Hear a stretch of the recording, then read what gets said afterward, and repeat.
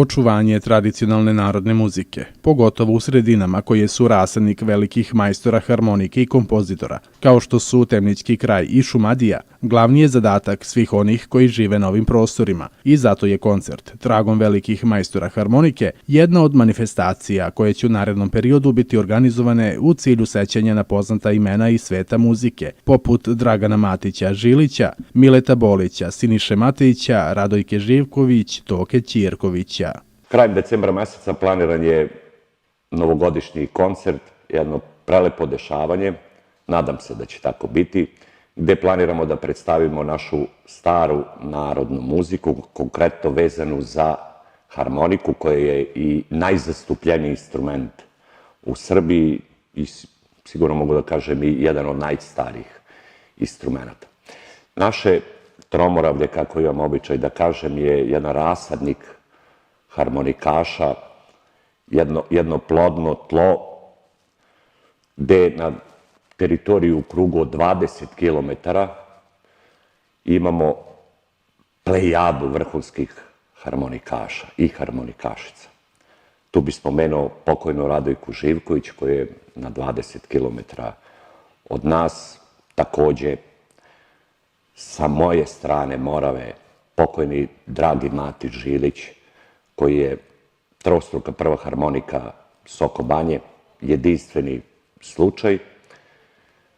Preko Morave, sa druge strane u Ćićevcu, imamo 3 osvajača prve harmonike Soko Banje, to je Siniša Matejić, nažalost pokojni, Dragoslav Drakče Popović i Ljubo Radosavljević.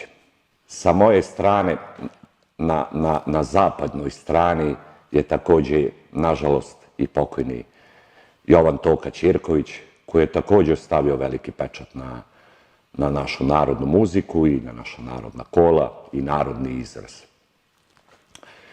Rekoh na početku, tema ovog koncerta su stari majstori harmonike, gde ćemo mi pokušati da vam dočaramo taj izraz harmonikaški, tipičan za naše Pomoravlje, tipičan za ovaj kraj, i mogu da kažem da je on jedinstven u Srbiji, bogat ornamentikom, bogat melizmima, prosto je veliki izazov interpretirati takve kompozicije.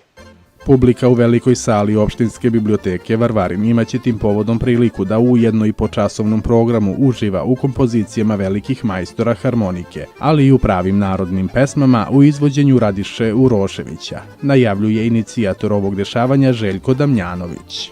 Na repertoaru biće nezaobilazni, jedinstveni naš Ljubiša Pavković, sviraćemo njegove kompozicije, takođe sviraćemo muziku sa istoka Srbije, rumunsku muziku koja je prebogata, sviraćemo južni melost, znači makedonsku muziku i jug, sviraćemo i svetske kompozicije, nešto u samba ritmu i tako neka to bude iznenađenje. Na koncertu su zastupljene i pesme Sevdaha. Gost koncerta je naš istaknuti umetnik i pevač Radiša Urošević, koji će pevati naše stare narodne pesme.